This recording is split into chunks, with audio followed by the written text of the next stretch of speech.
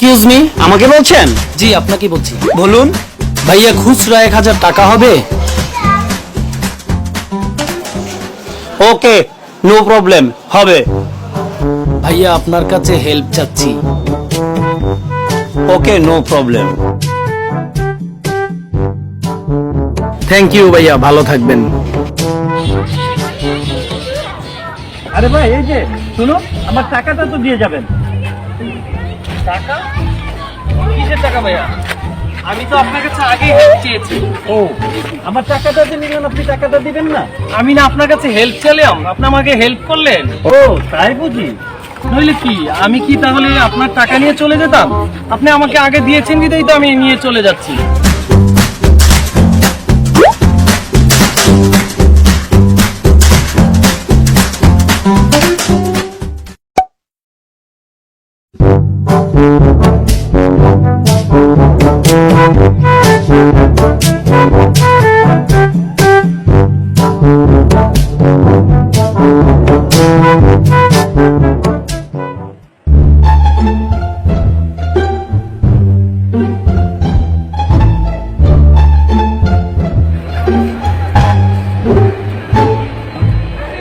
কিরে দোস্ত, এত হাঁপাইতেছিস কেন? আর আজকে তো মনে হয় ভালোই ডাইন মারছো। দেখি কত টাকা আছো? আরে দোস্ত দাঁড়া, এটা দেউরে আইছি, অন লাগতেছে। কয় টাকা কামাইছি এখনো দোস্ত আমি জানি না। দেখি না বাইর কর, কত টাকা বাইর কর। দেখি দাঁড়া।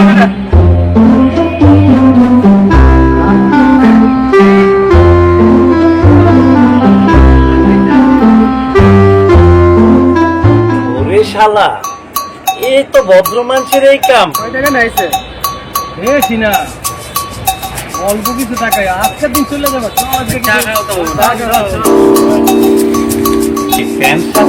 ভদ্র মানুষের এই কাজ আজকে তোমার পাইছি।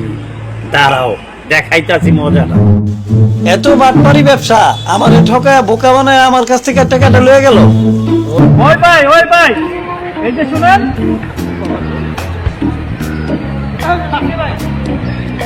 এদিকে আসেন। কি হয়েছে ভাই বলেন, বারবার টাকাটা কি করেন কেন? আরে ভাই, কথা শুনবেন তো আগে। হ্যাঁ বলেন। ভাই আপনার এত সমস্যা আমি তো আগে বুঝিনি, আর আপনার এই সমস্যাটা বুঝতে পেরেছি এখন। বুঝেই কিন্তু আমি তখন আপনাকে আমি একটা 100 টাকার চাল দিয়েছি। হ্যাঁ হ্যাঁ, কি বলেন ভাই? হ্যাঁ, সত্যি বলতেছেন ভাই, সত্যি বলতেছি ভাই।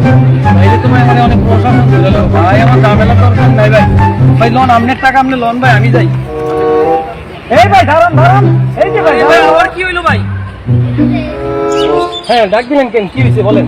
আরে ভাই শোনেন, আমার টাকাটা কিন্তু ভালোই ছিল, কিন্তু আপনি যে প্রতারণাটা আমার সাথে করলেন, এই প্রতারণার উপর চিন্তা ভাবনা করে আমি বুদ্ধি খাটায় চোরের উপরে বাটপারিটা করলাম।